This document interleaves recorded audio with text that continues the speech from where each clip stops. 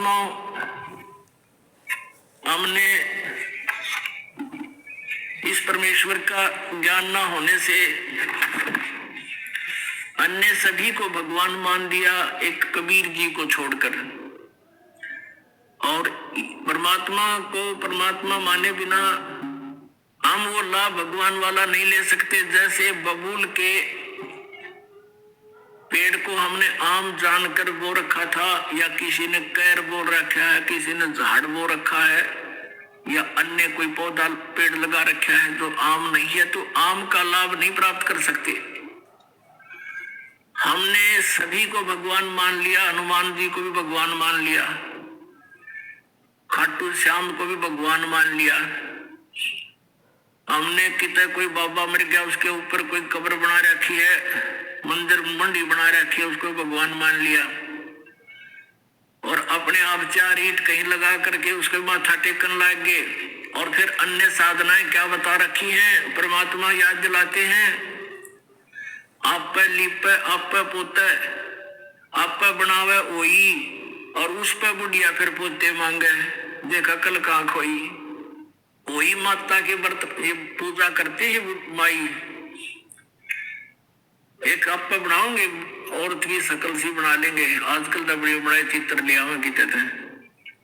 पहले आप पे बनाया करते न, चित्र से बना के औरत की घाघरा भरा देते, उसको हाथ लगा देते न, बूढ़े बूढ़े हैं। और उसके सामने फिर बुढ़िया हाथ जोड़ कर नो कहे, हुई माता बोले पोता जी मेरे घर में सुख रही है, जो आप लिपे, आप पोते उस स्थान को मड प्लास्टर से लिपटा करती, और आप बनाई हुई वह माता भी आप कंस्ट्रक्ट करी, और फिर उस पर अपने बढ़ाई हुई बहनों का तो मेरी सुरक्षा करिए, उसको पोते मांगे, जो अकल कहां से खोई। परमात्मा कहते हैं जाति पूजे, पीपल पूजे, और सिर तुलसा के हो, और दूध पूत में खैर राखिए, नो पूजो हो तो बहुत तेरा गजब भैया। नो के दंडी पूजे, पीपल पूजे, और तुलसी ने पूजे, और स्किन का आगे हाथ जोड़ के नो के हमारे दूध और पूत की सुरक्षा करिए हो, या अपनी सुरक्षा तो कर लियो, ये पीपल और ये तुलसा इन बकरा खा जा। तो परमात्मा कहे हमने ये भी भगवान मान लिए, और भगवान को भगवान मानना नहीं है, तरह के जो भैया। अब परमेश्वर कबीर जी हमें याद दिलाते हैं।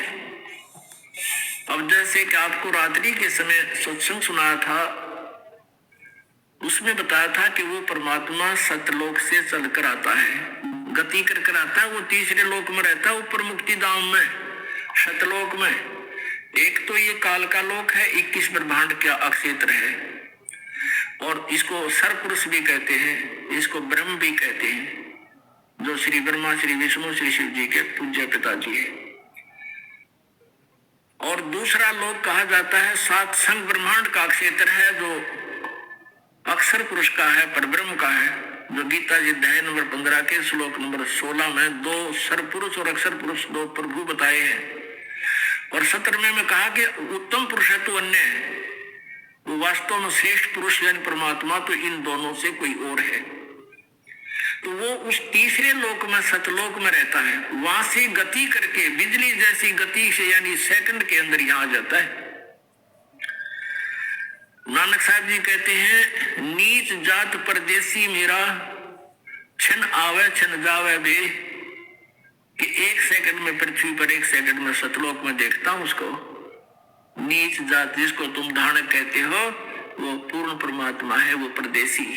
तो वहां से वो सचखंड से गति करके आता है, अपनी प्यारी आत्माओं को मिलते हैं, और फिर उनको तत्व ज्ञान से परिचित कराते हैं। इसी अपनी महिमा के अनुसार, अपने गुणों के आधार से, जिसके विषय में सदग्रंथ बताते हैं, तो परमात्मा आदरणीय गरीबदास साहिब जी को मिले थे, गांव छुड़ानी, जिला झज्जर, हरियाणा के अंदर। और उस अच्छी आत्मा को, उस नेक आत्मा को, जिन जैसी अच्छी आत्माओं को वो मिलते हैं, वेद में ये भी प्रमाण दिया है कि जैसे आकाशीय बिजली किसी विशेष धातु पर ही गिरती है, अन्य स्थानों पर नहीं, तो ऐसे ही वो परमात्मा उन अच्छी आत्माओं पर ही अट्रैक्ट होते हैं। हमारे जैसे अड़ंगान वो क्या करेंगे, आकर के जो सुन भी ले मानना नहीं। जैसे 64 लाख शेष हो गए थे परमेश्वर कबीर जी के, जब वो परमात्मा बनारस में रहते थे एक दानक रूप में। 64 लाख शेष जिनको इतने सुख दे दिए थे वो सोच भी नहीं सकते थे। इस मालिक की कृपा से उनको नाम जाप से इतना लाभ हुआ था। और फिर परमात्मा ने परीक्षा की थी कि भगवान को कैसे पहचाना इन्होंने, केवल सुखों से ही वो भगवान मान रहे हैं या कुछ मेरे से परिचित भी हैं। तो सभी भाग गए थे हम छोड़कर भगवान को। वो सुनाएंगे कथा भी समय आने पर। वो परमेश्वर गरीबदास साहिब जी को मिले थे, उस अच्छी आत्मा को। और फिर वो 10 वर्ष के थे उस समय। गरीबदास साहिब जी किसान परिवार में जन्म था, जाट परिवार में गरीबदास जी का। 10 वर्ष के बालक अपने ही खेतों में गौएं चरा रहे थे, वहां गवाले बनकर गए हुए थे। वहां से परमात्मा उनकी आत्मा को सचखंड लेकर गए थे। वो बच्चा मृत हो गया था, शरीर उसका निढाल हो गए थे। गांव वाले गांव में ले आए थे, उसको अंतिम संस्कार करने की तैयारी कर रहे थे। 5-6 घंटे लग गए थे इस प्रोसेस में। परमात्मा उस आत्मा को ऊपर लेकर गए। गरीबदास जी की आत्मा को ब्रह्मा का लोक दिखा, विष्णु का लोक, शिव जी का लोक, धर्मराज का लोक, फिर सब दुर्गा का लोक, ब्रह्म लोक। और ये जहाँ ये काल 1 लाख जीवों को खाता है वो स्थान दिखाया। फिर सचखंड में लेकर गए, वहां परमात्मा ने अपना वास्तविक रूप दिखाया। और फिर उस प्यारी आत्मा को वापस छोड़ दिया। फिर उस गरीबदास साहिब जी ने उस परमात्मा की महिमा का एफिडेविट दिया। अमृतवाणी में वो बोला, परमात्मा ने वो ज्ञान फीड कर दिया गरीबदास जी की अंतःकरण में। अब जैसा कि आपने सुना कि उस परमेश्वर ने कैसे कैसे चमत्कार करके दिखाए जो भगवान किया करते हैं, लेकिन हम फिर भी उनको परमात्मा नहीं मान सके, नहीं उनको परमात्मा स्वीकार किया, जिस कारण से हम भटक रहे हैं। वो परमात्मा यहाँ ज्ञान देने के उद्देश्य से आते हैं और वो क्या बताते हैं कि तुम हिंदू और मुसलमान दो नहीं हो, सिख और ईसाई ये भिन्न नहीं हो, तुम मेरे बच्चे हो। आप मुझे पाने के लिए ही विभाजित हो चुके हो। आज मैं तुम्हारे समक्ष खड़ा हूं, मैं तुम्हारा भगवान हूं, तुम मेरे बच्चे हो, मैं तुम्हारा पिता हूं। लेकिन इन काल के दूतों के द्वारा हम इतने भ्रमित कर दिए जाते हैं, हम परमात्मा को साक्षात खड़े को भी नहीं पहचान पाते। हम इतने अबोध बन जाते हैं। अब क्या बताते हैं भगवान कबीर परमेश्वर जी, मैं रोवत हूं सृष्टि को, ये सृष्टि रोवे मोहे। कहे कबीर हमरे वियोग को, समझ ना सकता कोई। गोता मारूं स्वर्ग में, जा बैठूं पाताले। कहे कबीर ढूंढता फिरूं मैं अपने हीरे मोती लाल। तुम हीरे और मोती लाल हो उस परमात्मा के पुण्यात्माओं। आप जी को ढूंढ रहे हैं परमेश्वर। अब जैसे ये ज्ञान गंगा नामक पुस्तक आप तक पहुंचाई परमात्मा ने, और आप उसको पढ़कर आप खींचे आ रहे हो, क्योंकि ये दास जो है उस कबीर परमात्मा का एक समझो जैसे कबाड़िए होते ना, कबाड़िए, और वो अपने झाड़ी पर नौकर छोड़ देते हैं कि भी ये ले जाओ चुंबक। वो क्या करते हैं, लोहे को लाकर कबाड़ी को देते हैं। कबाड़िया उनको तोल कर उसके हिसाब से उनका रेट दे देता है, उनको मजदूरी। तो वो क्या करते हैं कि चुंबक भी साथ रखते हैं और उस चुंबक को धागे से बांध कर ऐसे जमीन पर लटकाते घिसड़ाते चलते हैं। जो लोहे के कण होते हैं उसको चिपक जाते हैं और वो उतार के उनको अपनी झोली में डाल लेते हैं, और जो कंकर पत्थर है वो पड़े रह जाते हैं। फिर उन लोहे के कणों को जो कि मिट्टी में जर रहे थे, खत्म हो रहे थे, उनका अस्तित्व नष्ट हो जाना था, वो वापस आ गए कहाँ, फिर कारीगर के पास।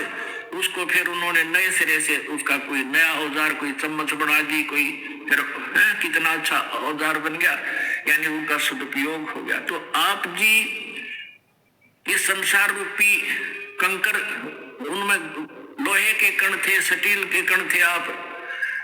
परमात्मा के हंस थे और इस परमात्मा ने चुंबक फेंक दिया सब जगह और आप उसके चिपक कर आ रहे हो। अरे बाप का नया जीवन शुरू हो जाएगा। तो गरीबदास साहिब जी ने परमात्मा से परिचित होने के उपरांत प्रभु की महिमा का एक कलम तोड़ विवरण किया है। कबीर परमेश्वर की महिमा बताते हुए गरीबदास जी कह रहे हैं कि वो किस प्रकार हमें समझाया करते थे। हिंदू और मुसलमानों को समझाया करते थे कि तुम साधनाएं गलत कर रहे हो। अब परमात्मा काजी मुल्ला जो मुसलमान धर्म को भ्रमित किए हुए हैं उनको कहा करते थे और उधर से पंडित ब्राह्मणों को, पांडवों को और ये नकली मंडलेश्वरों को कहा करते थे कि तुम साधना गलत बता रहे हो, तुम भी परिचित नहीं हो, इन भोली आत्माओं को गुमराह करके काल के जाल में फंसाए बैठे हो। तो सच्चाई कहने से परमात्मा के कबीर जी के वो सभी शत्रु बन गए थे। कौन? मुल्ला और काजी और पंडित और वो उस टाइम के गुरुवर हिंदू धर्म के। परमात्मा क्या कहा करते थे? काशी जोरा दीन का ये काजी खिलस करंत, गरीबदास उस सरे में झगड़े आन पड़ंत। सुन काजी राजी नहीं आप अलह खुदाए, गरीबदास किस हुक्म से तुमने ये पकड़ पछाड़ी गाय।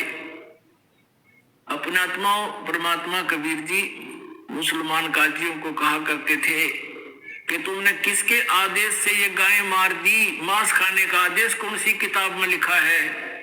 जैसे आप जी को कल रात्रि के समय रूबरू कराया था पवित्र बाइबल से, उत्पत्ति ग्रंथ में, उत्पत्ति ग्रंथ के और अध्याय नंबर 1 के श्लोक नंबर 26 और 27 में स्पष्ट किया, 28 में, कि परमात्मा ने कहा मनुष्य को मैं अपने जैसा अपने स्वरूप में बनाऊंगा और ऐसा ही परमात्मा ने अपने जैसा मनुष्य को रचना कर दी, नर और नारी करके उनकी उत्पत्ति कर दी। फिर इनको आदेश दिया कि तुमने मांस नहीं खाना, केवल पृथ्वी के ऊपर जितने भी बीज वाले पौधे और फलदार वृक्ष हैं ये फल ये तुम खा सकते हो, किसी को मांस खाने का आदेश नहीं है परमात्मा का। और पुण्यात्मा गरीबदास जी साहब कह रहे हैं कि कबीर साहब ऐसे कहा करते थे, नबी मोहम्मद नमस्कार है राम रसूल कहाया, 1,80,000 को सौगंध जिन नहीं कर्द चलाया। कि नबी मोहम्मद आदरणीय हैं, नमस्कार है उनको, वो तो अल्लाह के रसूल बनकर आए थे, उन्होंने ये जुल्म नहीं किए। नबी मोहम्मद नमस्कार है राम रसूल कहाया। और हजरत मोहम्मद जी के उस समय 1,80,000 अनुयायी बने थे। कहते 1,80,000 को सौगंध जिन नहीं कर्म चलाया। कसम है उन महापुरुषों की कि उन्होंने ऐसा जुल्म नहीं किया जो तुम करवा रहे हो और कर रहे हो। अपने आत्माओं मुसलमान धर्म को लगभग 1400 वर्ष हो गए। इसमें तो बुराई घर कर जाना कोई बड़ी बात नहीं। जैसे ये सिख धर्म है, ये तो ज्यादा से ज्यादा 500 वर्ष पुराना है और गुरु ग्रंथ साहिब आपके पास उपलब्ध है, उसमें पढ़ कर देख लो, जो कहीं भी मांस खाना और शराब पीना लिखा हो। पर ये कम आवश्यक और बड़े बकरे और पीवा दारू, अब से पहले से इतनी बुराई कर दी इस पवित्र धर्म के अंदर, तो वो तो 1400 वर्ष पुराना हो गया। और यदि ये इस बुराई का अंत नहीं हुआ और 800 वर्ष के बाद सिख धर्म के आने वाले उस ग्रुप में ये कहने लग जाएंगे हमारे गुरु जी भी ऐसे खांदे पींदे सी, ये उनकी अपनी भूल है, वो महापुरुषों ने कभी छुआ तक नहीं था। तो यहाँ क्या बताते हैं, नबी मोहम्मद नमस्कार है राम रसूल कहाया, 1,80,000 को सौगंध जिन नहीं कर चलाया। फिर क्या बताते हैं, अरस कुरस पर अलह तकत है, होय होय। अरस कुरस पर, अर्श माने आसमान के, कुरस माने अंतिम छोर पे। अरस कुरस पर अल्लाह तकत है और खालिक बिन नहीं खाली, वो पैगंबर पाक पुरुष थे साहिब के अब्दाली है। क्या बताते हैं कि उस परमेश्वर का, कबीर भगवान का, अल्लाह अकबर का अरस कुरस पर अल्लाह तकत है। अधर दुलीचे पड़े गुरुवन के,